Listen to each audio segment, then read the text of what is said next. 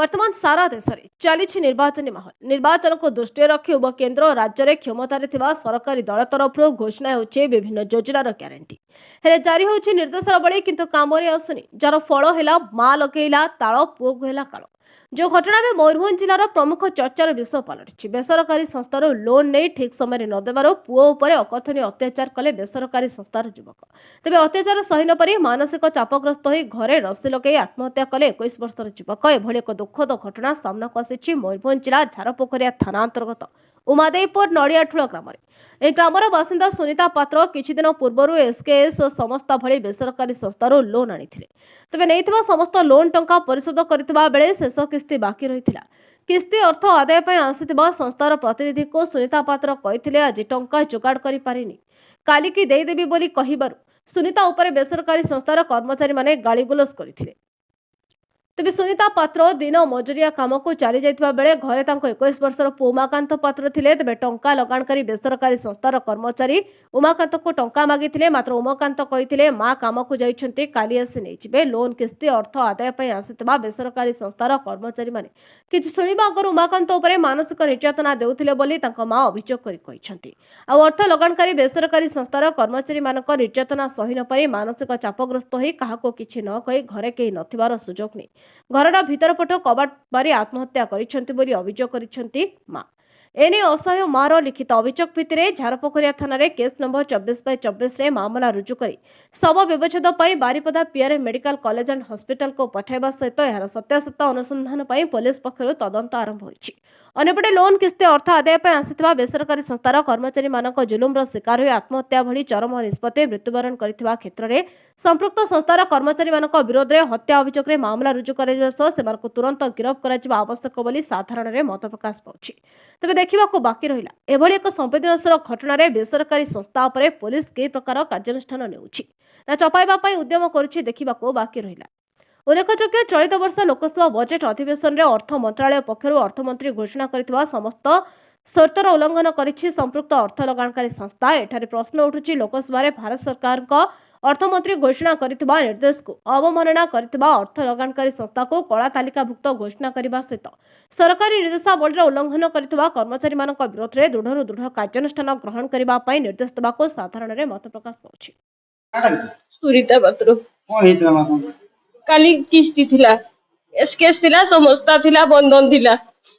बंधन के कहले जा पैसा नहीं पड़ा जा कहला बड़े से पड़ी गेला समस्ता एसकेएस बोली रहिथिले राती 10:11 तक उठे भी किस्ती बाकी नथिला आ काली काली के बाकी थिला काली बाकी गेला मंत्री वाले को फोन करी की कहले दार मु जानिनी सचर बच्ची है ना केने से संग करो मूर्ख छुआले से ना करता से बुझाई मके उल्टी आ गई मामनी किसी मन बनी किंतु से संग करबो केमती करी किसी कोई थी बनाई नहीं केने करबो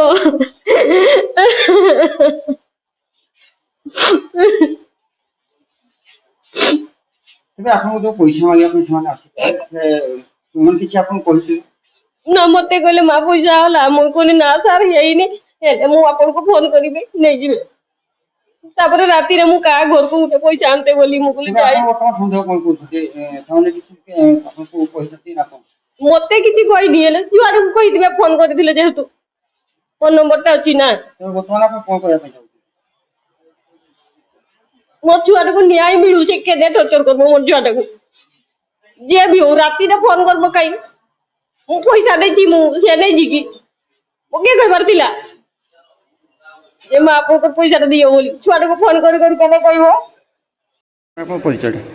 मोना विश्वनाथ महतो। तबे जो काली जो गोटे घटना घटी जाइए घटना को नहीं कौन कहे काली जो ये घटना घटी जाइए बहुत दुखद घटना। ये जो गाँ गहली गाँव प्राइवेट लोन दौरान गाँव में आसिकी गरीब दुखी मान को बुझासुझा करके लोन दे देते किंतु लोन टी देला बेले बहुत सुरक्षित दे दौरान किंतु लोन टी जिते से रिटर्न नौकरी विभिन्न प्रकार दुर्व्यवहार देखते। यहीटा जो काली जो माँ पुअट डेथ कला ताकू फोन रे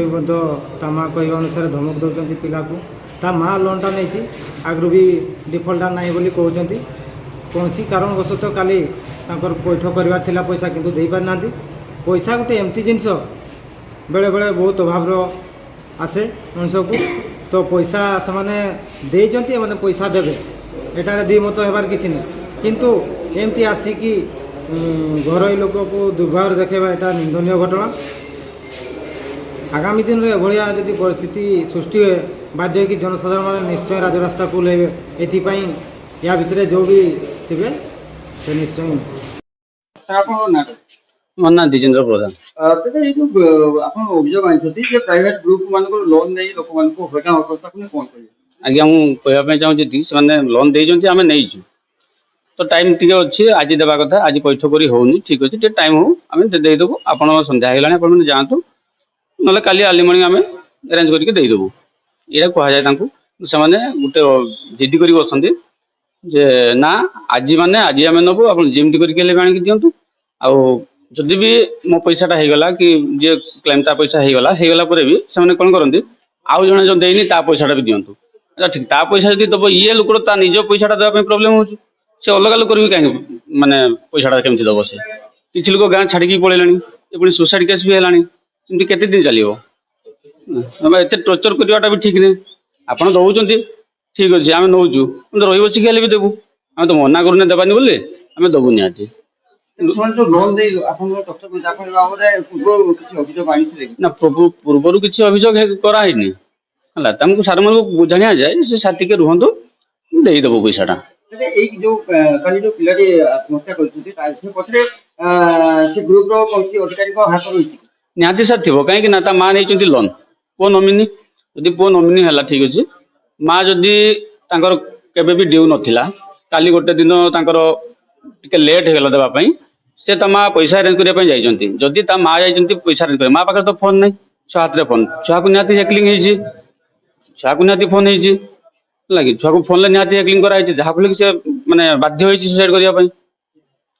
ତେବେ ଆପଣ କଣ କହିବେ? ମୁଁ କହିବା ପାଇଁ ଯାଉଛି ଯେ ତାଙ୍କର ବର୍ତ୍ତମାନ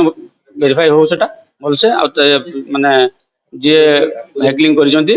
ତାଙ୍କୁ ଟିକେ ପାନିଶମେଣ୍ଟ ଦରକାର ଆଉ ତାଙ୍କ କମ୍ପାନୀ ଯେମିତି ବୁଝେ। ମୟୂରଭଞ୍ଜରୁ ଘାସିରାମ ବେହେରାଙ୍କ ରିପୋର୍ଟ, ନ୍ୟାୟବତୀ ଟିଭି।